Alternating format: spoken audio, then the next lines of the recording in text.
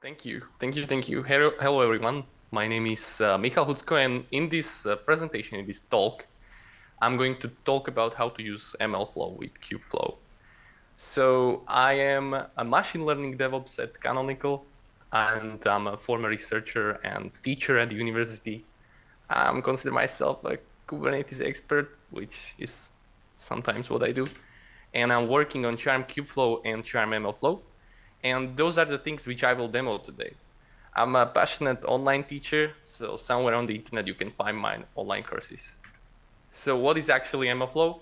Maybe some of you know, maybe some don't. MLFlow is an open source platform that simplifies machine learning project management by offering tools for tracking, experiment, and managing models.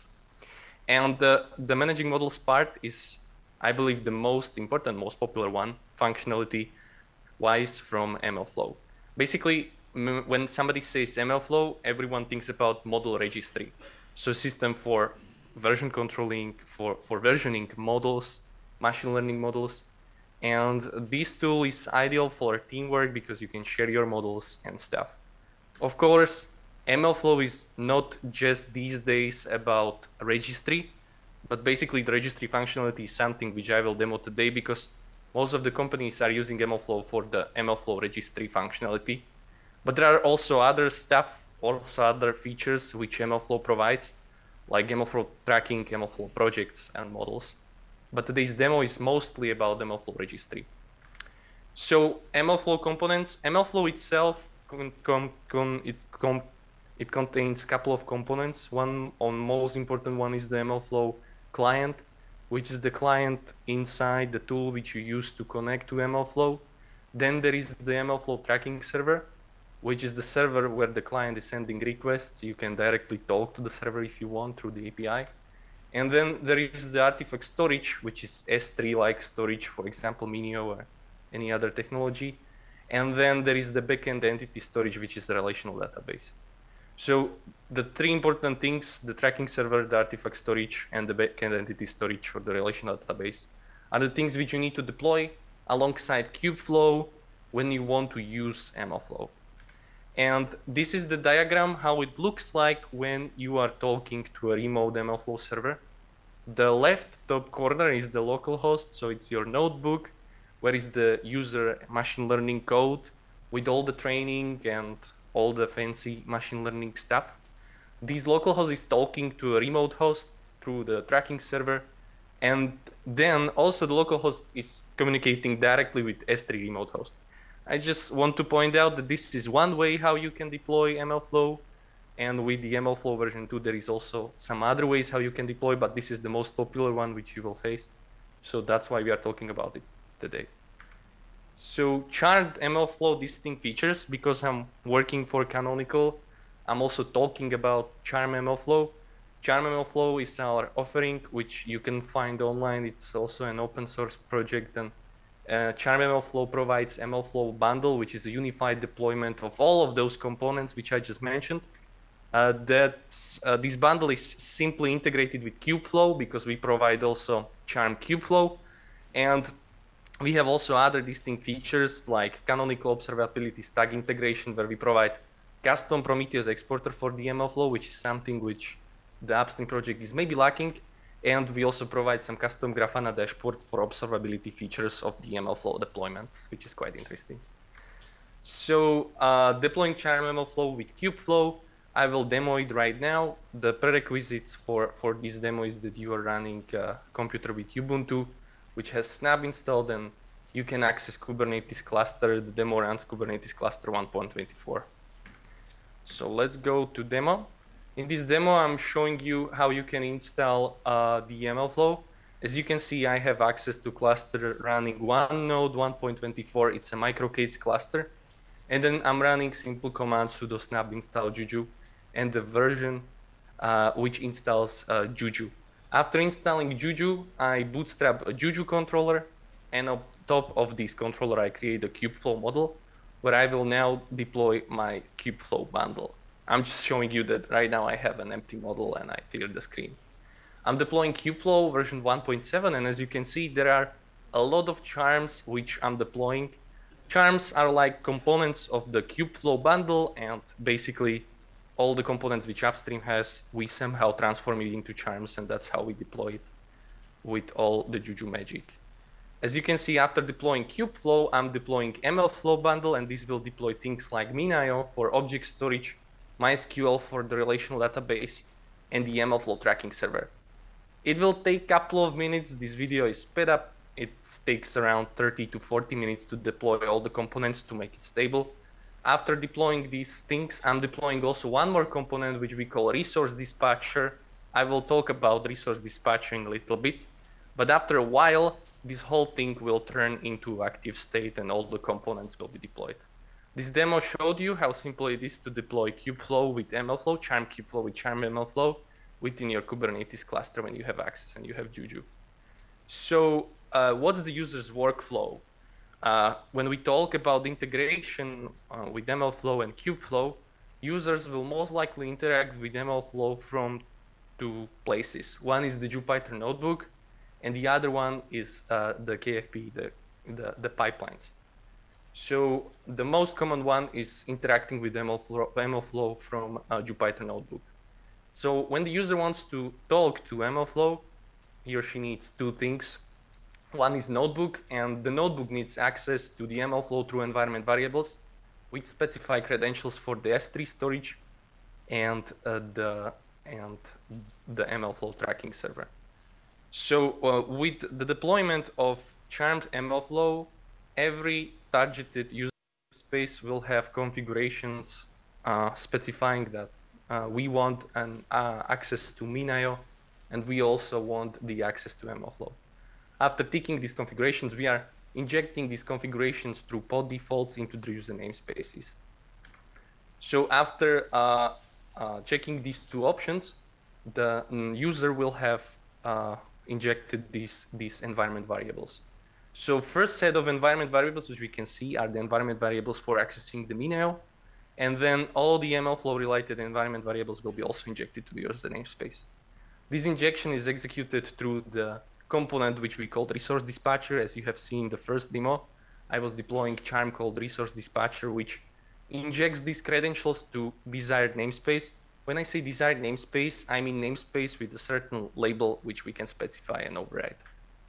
So, and that's what I'm talking about here. So the resource dispatcher charm uses decorator controller to inject secrets and pod defaults to desired namespaces.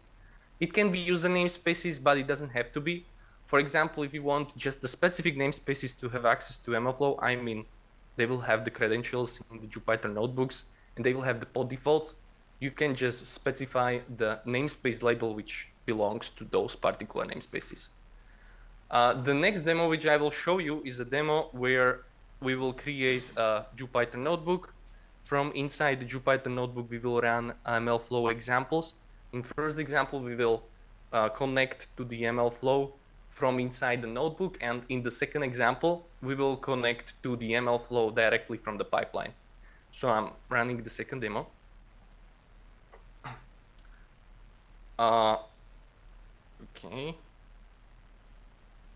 Okay, so first what I'm showing here is that we are setting the public URL for accessing the Kubeflow dashboard. This really depends on your gateway external IP. In this case, because we are using microcades, it's that one. Also in that command, I set up the username and password for the dashboard. So next I'm showing that all the components are active, and now I'm visiting the external IP address of the load balancer. Also, the charmed MLFlow exposes MLFlow on the node port, so that's what I have on the second tab. Now I will put the username and admin to log in into the dashboard. This is the first time login for my admin users, so this setup will create my namespace for me, where I will execute all the rest of the code. So after clicking on those buttons, the admin namespace was created for me, which we can evaluate by running kubectl get namespaces.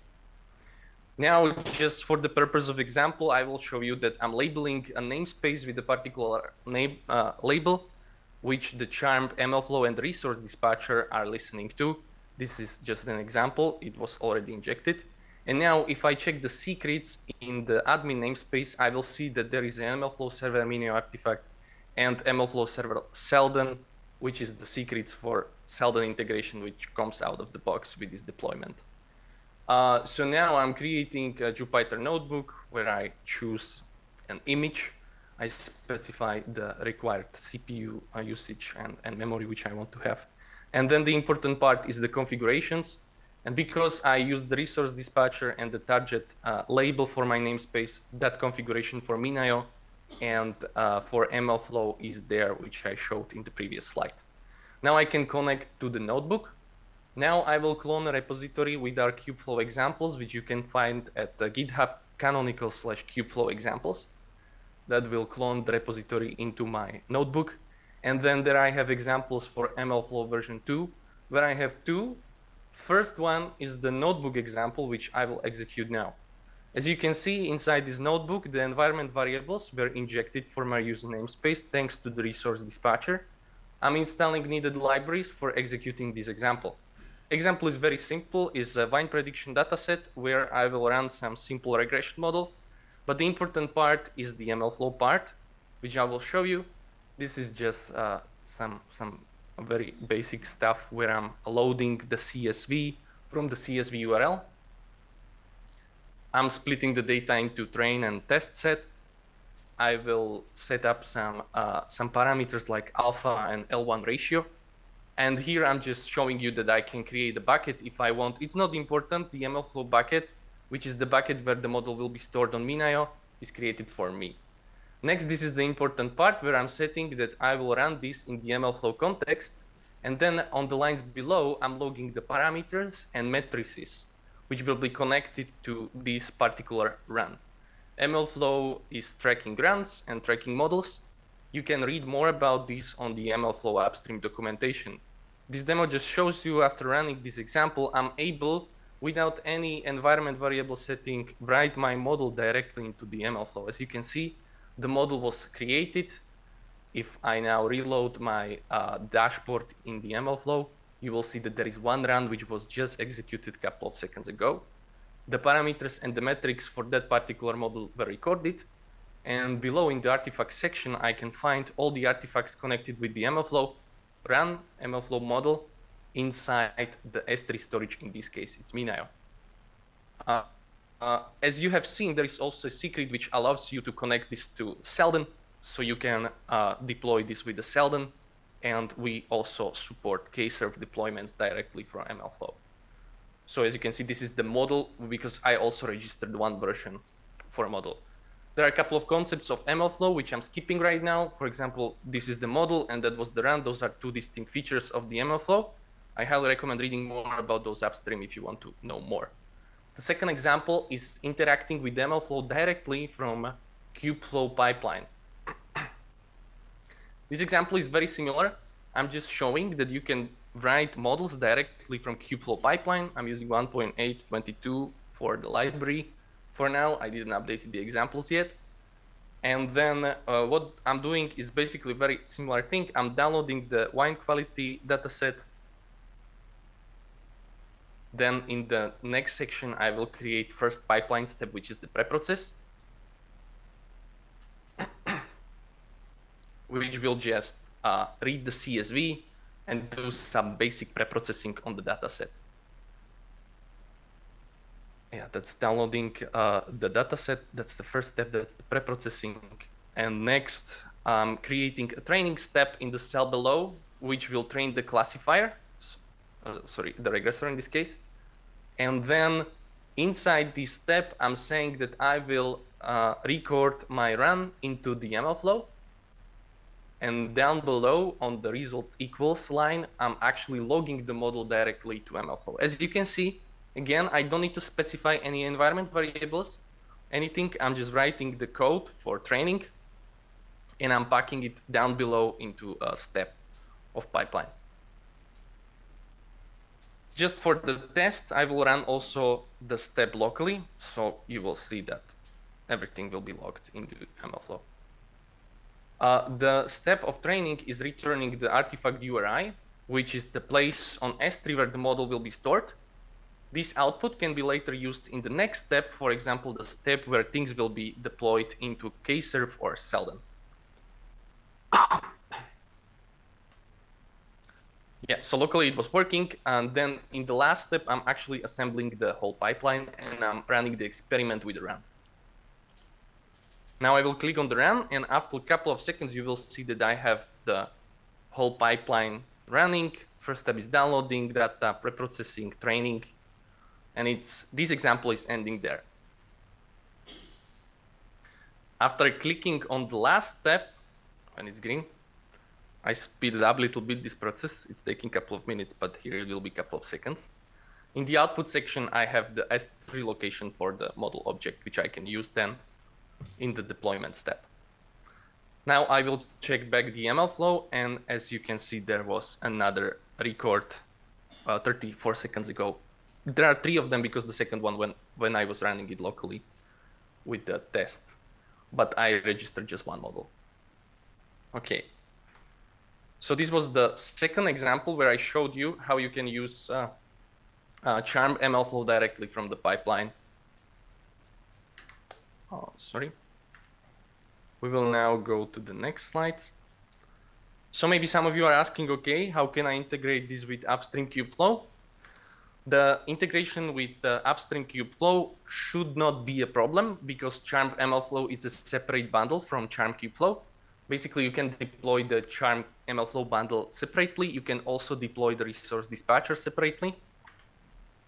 What you need is deploy MLFlow bundle, deploy resource dispatcher, and create the needed relations. All the resources from these slides will be at the end. We have a documentation page where you can find all the details with all the examples. It will be at the end. Yeah, those labeled, desired labels for the namespaces needs to be specified. Without the label, it will not work. So I highly recommend checking our documentation where you can find example, which I just ran, and even more examples on how to deploy Charm MLFlow and Charm Kubeflow. Okay, do we have any questions? I always have questions. Okay, hold on, I'm grabbing mine. But sometimes I shouldn't. Not a problem. But I do have one. I'm just getting the mic. We got a few questions.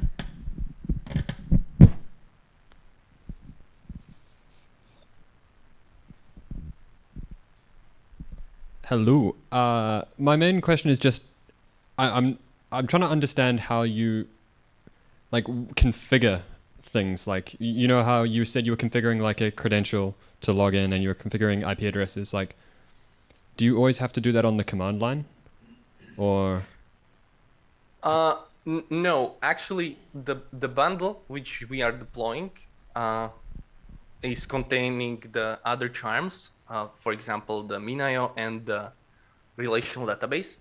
These charms will set up the store for you with the credentials, and those credentials will be, transmitted to other components, to other charms through Juju relations.